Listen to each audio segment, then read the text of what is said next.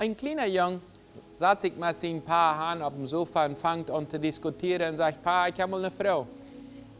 Sag mal, was wieder auf? Der Mond oder Buenos Aires? Von Asunción oder von Paraguay? Was wieder auf? Der Mond oder Buenos Aires? Und der Pa fragt ihm, in was glaubst du? Und dann sagt der Junge, das ist ja logisch. Der Mond ist viel dichter bei, Buenos Aires ist viel wieder auf. Warum? Kannst du Buenos Aires sein? Nein. Kannst du der Mond sein? Ja. Okay, dann ist das logisch. Der Mond ist viel dichter bei als Buenos Aires. So, das Junge hat logisch, dort, wo ich sein kann, ist dichter bei, und wo ich nicht sein kann, ist wieder auf. Ob es vor der Realität anders ist, dass Buenos Aires viel dichter bei ist als der Mond. Aber viele Menschen haben im Leben, die nehmen bloß dort an, was denen logisch ist. Was mir nicht logisch ist, nehme ich nicht an.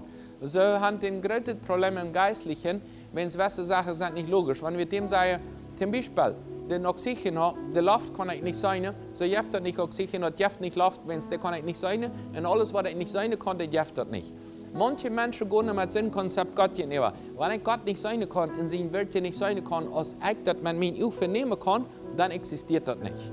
Die Bibel sagt uns in 1. Korinther Kapitel 2, Vers 14, sagt es, der Mensch nimmt das natürliche, nimmt seine natürliche Fähigkeit nicht dort an, was der Geist Gottes geben will.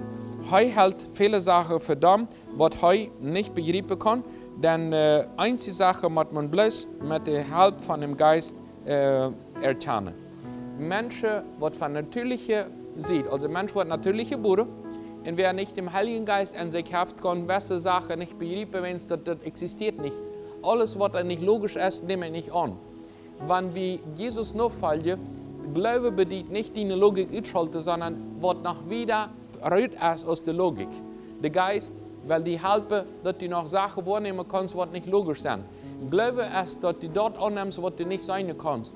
Und dass du kannst annehmen Buenos Aires, und du weißt, dass das dichter bei aus dem Mond. Gott ist dichter bei, als du es vorstellst. Was ist, wenn du einmal über den Kopf ist, dann noch dichter bei? Und der Himmel nicht so weit auf, als du es vorstellst.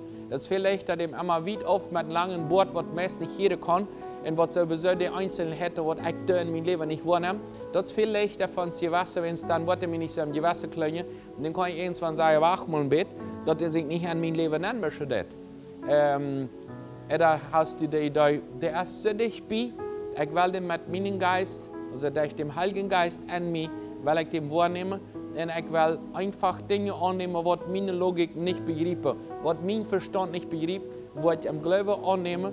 Und daher habe ich die Bibel, dass ich die kann einmal wieder prüfen, was Gott will, und einfach mein Denken wieder aufmerken, dass ich glaube, dass das Luft und Oxygen hilft hier, wenn ich keinen sein kann.